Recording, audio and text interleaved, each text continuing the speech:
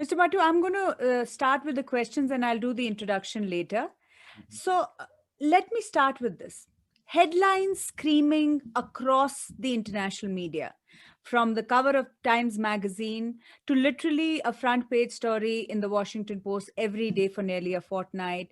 The Australian, from a country that you are very close to, Australia, screaming about the absolute chaos in India.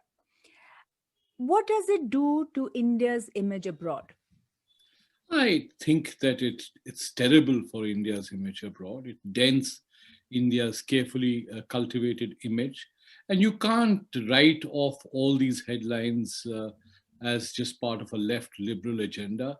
It's a most conservative papers are also echoing what the left liberal papers are echoing. The Times London, it's part of the Murdoch media group, as well as the Australian, which is a sister paper of the Murdoch Group. So it does reflect very poorly on India's image, and particularly because in the last 20, 30 years, in fact, since the beginning of the IT revolution, India's image as growing an emerging power, but particularly Hmm. its soft power, whether it was Bollywood or IT or literature, or the general sense of well-being that India projected, that has taken a bashing, really. That's been battered. It'll take a lot. I mean, I'm not saying it's not redeemable. I think it will require a tremendous effort. And ultimately, as someone said, that your optics has to reflect a reality. So your reality on the ground has to change. Then you and I feel that sense of comfort again, because let's face it, you and I Right. are also part of the civil society, part of the citizenship of this country, who feel deeply vulnerable at this point of time, given the pandemic. Mr. Mattu, the External Affairs Minister, Mr. Shankar, reportedly held a meeting with all the foreign envoys and told them that you need to work on this one sided world narrative that is growing against India and spoiling India's image. Now, many have said that should he have been focusing more on India's image rather than telling the envoys to actually work to get the best aid for India? What is your opinion on this? You see, in some ways, it's a dilemma. He has a job to do. He has a Hmm. job to do, which is to preserve and promote India's image. So he was trying to do that. So Hmm. I think it's not going to work, but I don't grudge him to try and get all the various ambassadors. They're individuals who are affected by the pandemic, but also presumably have their idiosyncrasies, eccentricities. So Hmm. to get them to know what is the party line, that's what ministers do.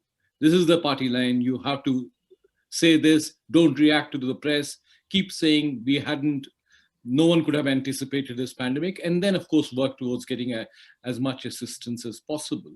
But clearly, I think the MEA has to work with the Ministry of Commerce, with the Ministry of Finance, with Hmm. all the other various departments and ministries of the Government of India to ensure that the assistance is delivered and delivered on time. You can't have images of containers full of vaccines or other assistance like ventilators or concentrators not waiting in at the airport at Indira Gandhi International Airport waiting for customs clearance.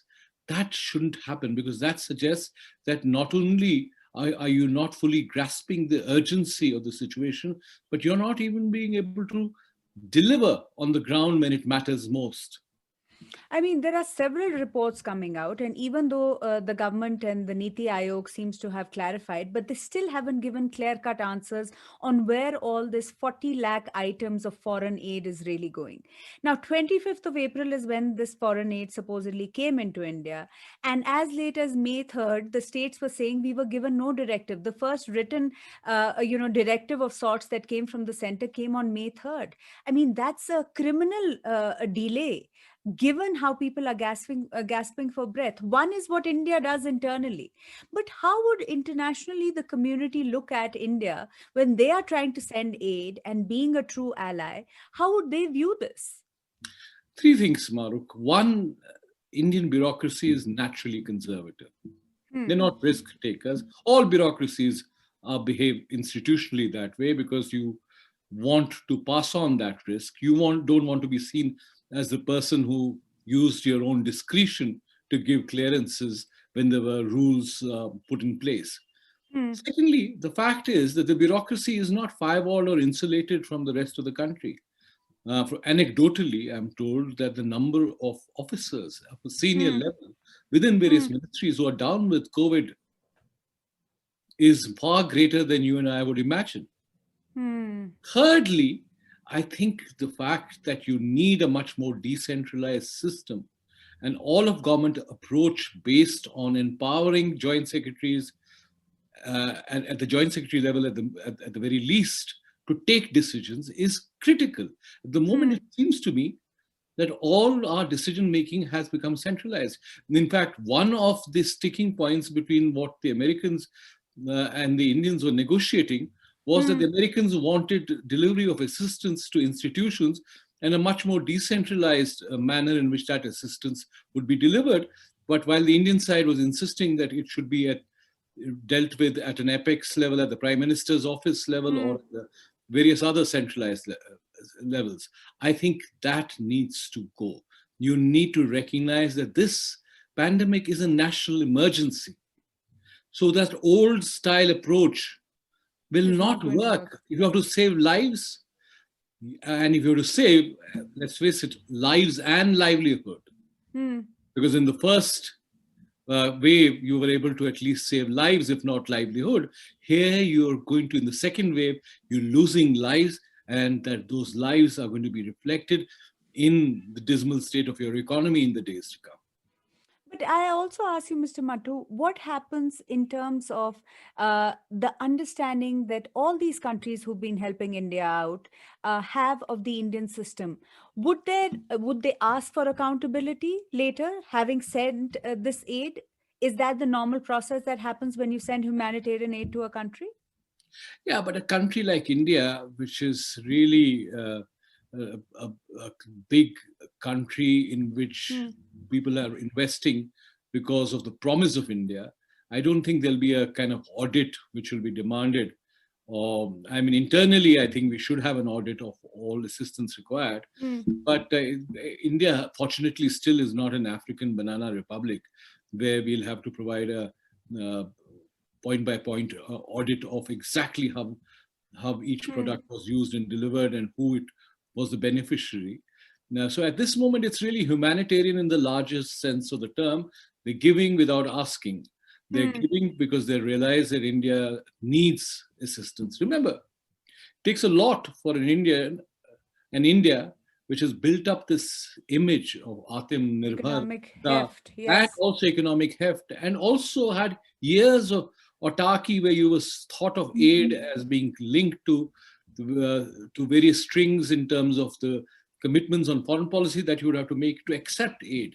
It just tells you about the gravity of the situation that today, far from being seen as the net security provider, health provider, we've just become so vulnerable that we have to accept donations, aid, assistance, come what may. Hmm. But Mr. Matu, you were referring to the US, delaying because of the fact that they wanted a decentralized approach. Was that the only reason for the delay? Because a lot was made out of the fact that US is a friend, and despite that, there has been an inordinate delay. What is your See, understanding? I think there are three reasons, frankly. First of all, the US is dealing with its own pandemic.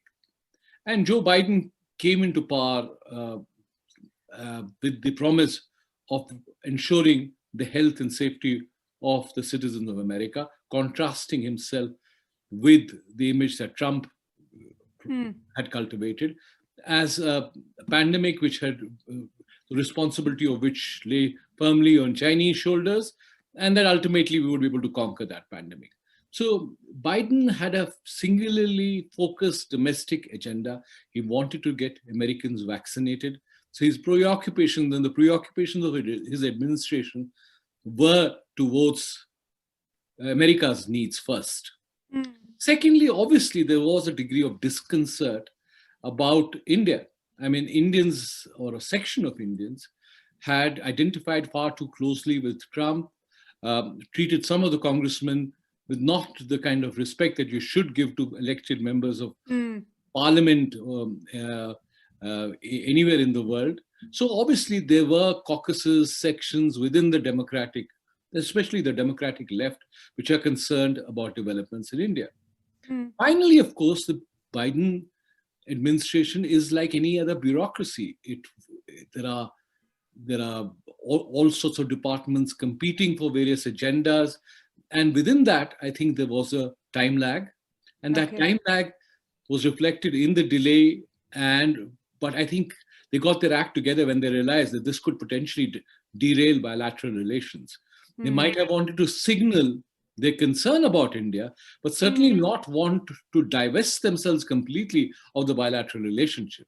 So therefore, I think there was this delay. But now, at least the reports that are coming in from the CEOs who attended the meeting with the Secretary of State and others in Secretary of Commerce suggests that it's an all-of-government approach, that big business and the public sector, government and corporations are coming together to launch this absolutely humongous package of assistance, part of which has already been delivered.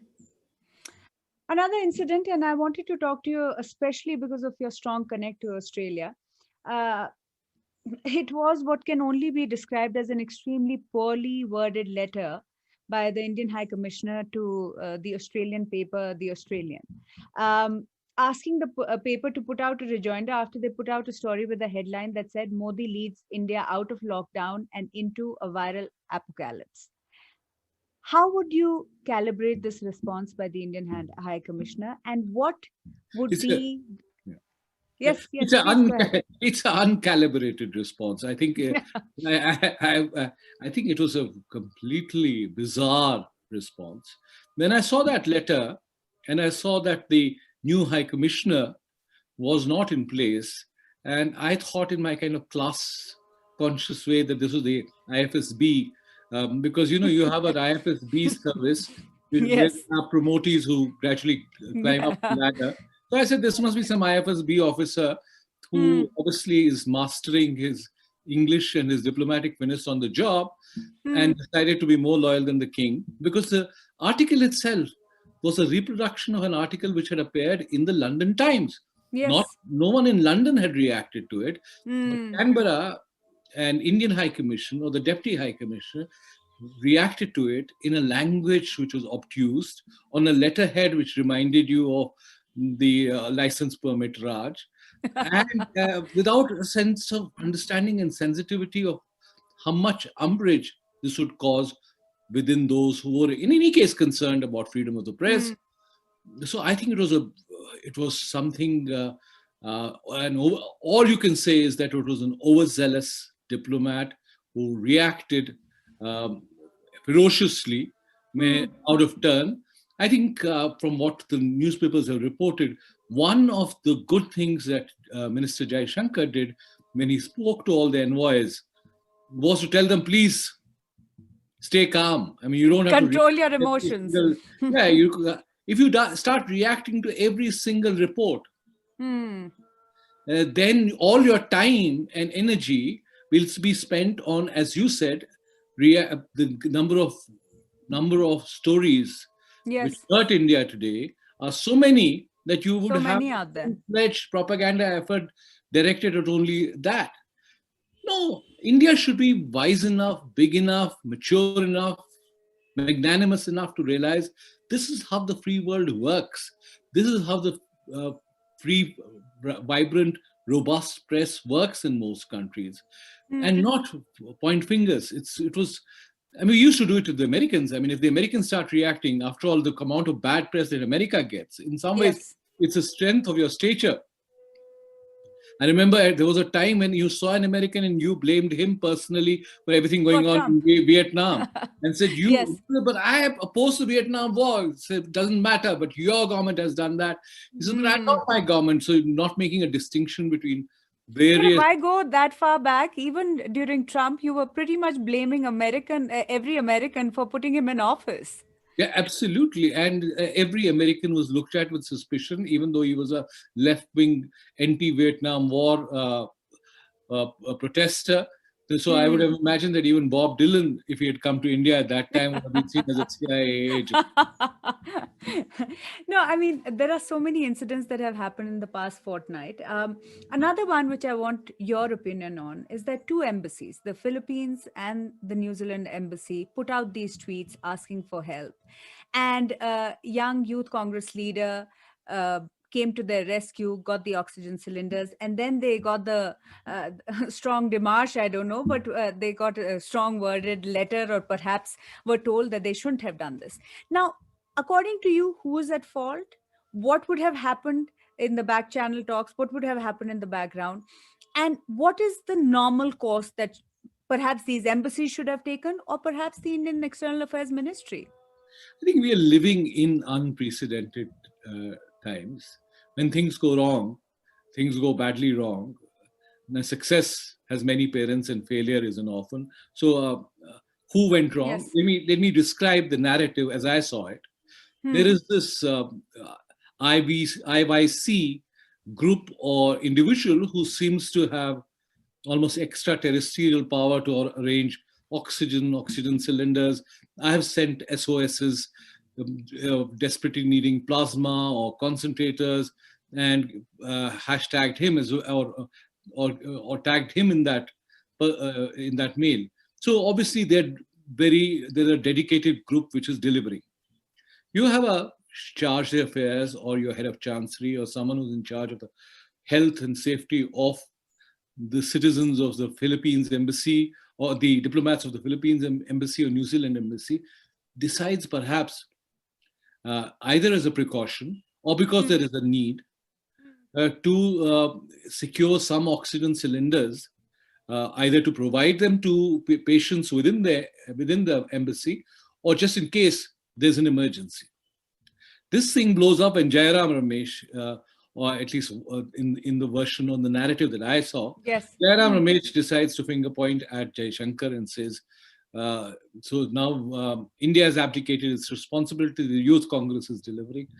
And I guess Dr. Jaishankar, who normally is doesn't react. In fact, his Twitter handle is mostly emotion free and very surgical in its incisiveness, Responses. suddenly Hmm. responds rather Out of uncharacteristically. character. Yeah. Hmm. Now, I have no idea about what the final outcome of that was, but it was a controversy which could easily have not come about.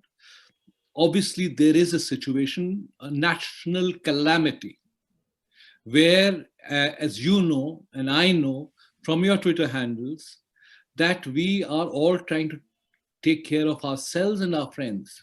Yes. And the state apparatus, especially in terms of hospital care, health care, seems to have been in deep distress. And I Yes. use that word euphemistically.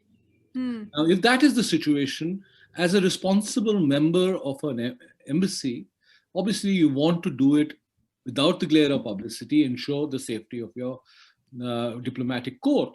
But this Hmm. blows up and leads to almost a minor diplomatic fracas, which could have been avoided. In other words, I think the situation itself is so explosive that each little incident can be magnified into something much more devious and something much more serious than perhaps might be What it actually the actually. case.